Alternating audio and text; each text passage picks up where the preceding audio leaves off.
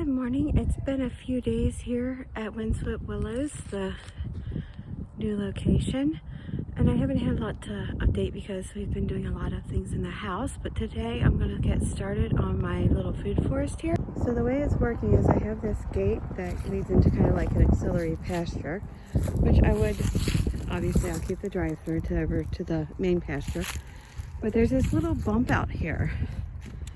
And one of the things I plan to use the geese for is for maintaining the orchard area. Food forest, whatever you want to call it. I'm not planting traditional 10 apple trees in a row, but the geese are going to be able to come in and maintain it for me and get grasses and things like that. And maybe occasionally the ducks closely supervised because ducks are poorly behaved. But I'm going to be planting the food forest section over here. So leaving plenty of room for the tractor to get through, plenty of room for livestock to get through. I will fence this off and be able to use it as a small food forest area. It's about 25 or 30 feet by about 50 feet, so plenty big for a little food forest. So the trees I have are right here. I kind of dug them up bare root, and I've got a little hazelnut. I've got 2 dwarf mulberries, and then I have 2 Sergeant crab apples. They were actually a family member's, and he passed away, and I found them. They hadn't been planted yet, so I managed to pull them through, and I brought them here kind of as a memorial. And also, crab apples are great food for livestock, wild birds, and even making jelly. So they have a purpose here on the farm still. So I'm going to plant these 5 as my starter plants, and we'll see how we go from there. And as you can see, I reuse feed bags for everything. So in this case, it's a little plant bag.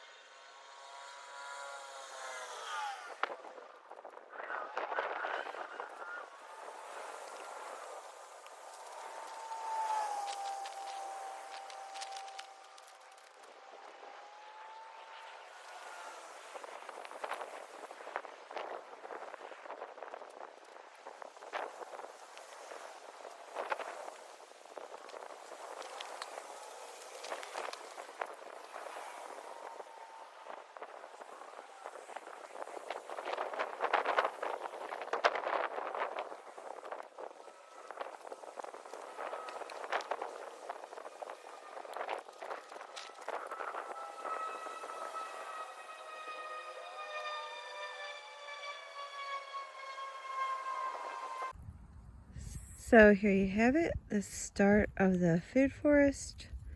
There's a few little teeny plants in here.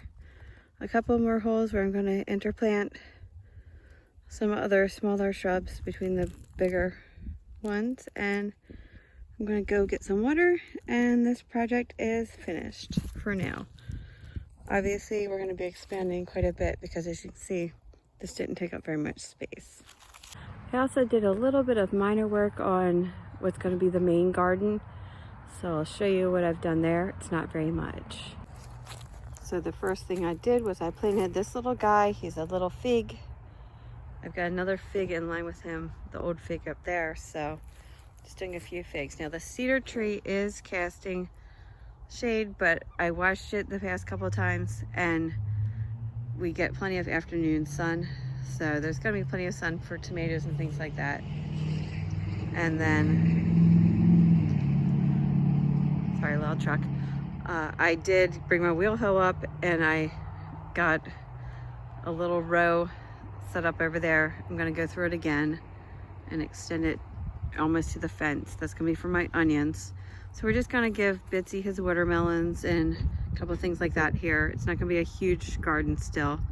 Just see how it does over the summer with the shade and the location. And then if it does well, I'll finish expanding it and have a bigger garden next year. So, but we gotta get Bitsy his watermelons, and I had already ordered so many onions before I knew I was moving. So we gotta get them in the ground. And so we'll do our sweet potatoes, our onions, our watermelons, and our squashes in here. And probably a few tomatoes, and then I'll squeeze some other tomatoes in the little fenced garden area over on the other side as well. So we'll do pretty well. Get a little pile of brush here. And then this pecan tree will also leaf out, but I still think we'll get plenty of sun for growing crops. I'm over in the original little garden that I started, and you can see I've got strawberries starting to push up through the straw. The rest of the beds still need work. I just put them over here. So I've also been working in the greenhouse, just getting a couple things started. You can see this little calendula popping up, so that's awesome. No one else has come up yet. I've only started a few seeds, but I did bring my soil block maker and my paper pot maker, which are the things I usually use when I start seeds, as well as any leftover recycled pots I've got. And then this year I'm using this garden mix. I've heard good things about it. Last year I felt like my seeds just didn't get off to a really vigorous start, so I'm hoping this helps.